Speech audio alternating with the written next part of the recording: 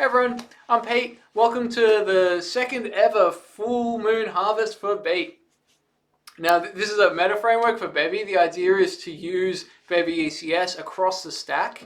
You know, to have imagine like you got like a single entry point for your infrastructure deployment, for your server, for your client.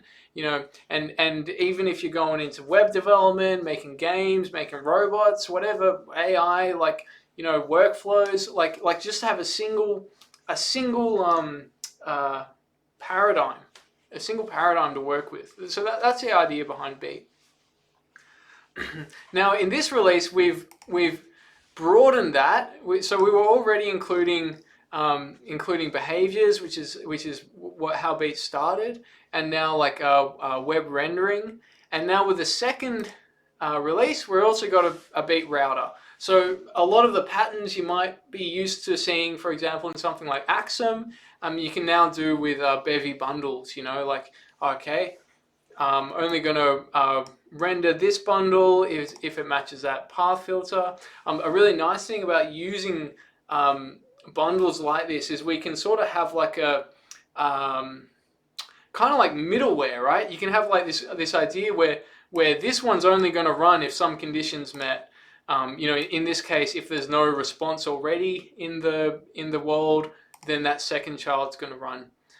So that's the broad overview of the Beat router. Now behind the scenes, what this does is it reduces so much complexity. I was needing to do a lot of really awkward stuff with Axum to get it to work, and now this is a lot easier. And a lot more extensible, right? Because everything, your endpoints are just entities. Your server actions and your handlers are just systems, and we even have like an async version of that.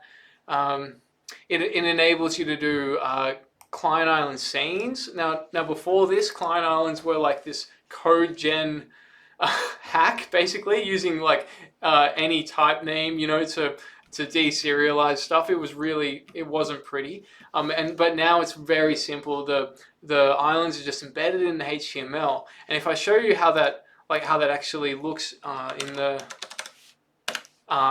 the declaration, literally all you have to do is register the types of the islands, and that's all you need to load client islands. I don't know if I should. Maybe I should explain why client islands are good. Okay, so usually you want to in the old way of doing it, what people would do would render an entire, for example, entire DOM tree on the client side, something like how React got really popular. But now people are looking at that and saying, well, if only the form is the interactive part, then maybe the rest of it should just be static HTML. And you're only loading that tiny bit. So that's what client islands let you do. Or it's up to, let's see. Okay, so buckets. Buckets, we've been pushing the limits of Lambda, trying to squeeze, you're not really supposed to put static files like WASM bundles on a Lambda route. Those are really supposed to be as light as possible, and then you sort of use S3 for loading static files. So that's how that works now. There's there's an implementation of a local bucket or a file system bucket. So when you're developing locally, it'll just serve from the file system. So that's been fun.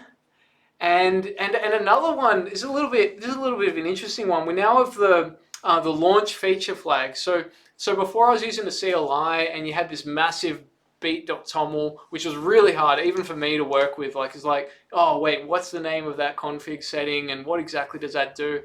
And so now that's all defined in the code.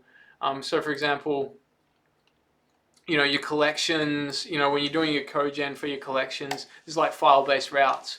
Then you just defining that as a bundle kind of makes it easy. That is how it was working before, but it was being loaded by the CLI. Now there is no CLI, or at least not at the moment. And instead you've got something like this sort of setup, right? So first it's going to run the launch binary, then it'll run the server, then the client. So you sort of got a lot more control. The trade-off is you're compiling the CLI yourself, but then you get to do a lot more there. So that's how that'll work for the foreseeable future. You might revisit the CLI later if people really want it. Syntax highlighting. So that's just syntax. Now you can do a bit of syntax highlighting. It sort of just happens automatically with those markdown files, which is nice. And yeah, that's the core of it. That's the core of the changes. I still wouldn't. I wouldn't recommend someone to try building something with this seriously, but if you're interested in like playing around with like seeing how it works, trying some of the examples, please do. Let me know how you go. Yeah, probably the best place to start would be with maybe the demo site or the static or the server-side rendering would also be a good place to start. Yeah, so the server-side rendering just has like a bit of middleware, and and so this is a really cool part about Bevy style middleware. Usually middleware is like request response. It's opaque. You don't get to deal with the types that were actually inside that route. Whereas now routes, for example, these routes are returning bundles, right, into the world. So then your middleware, your response layer can actually like deal with the bundle that got spawned. So there's like all kinds of weird stuff you could do with that. So anyway, love to hear any thoughts or feedback.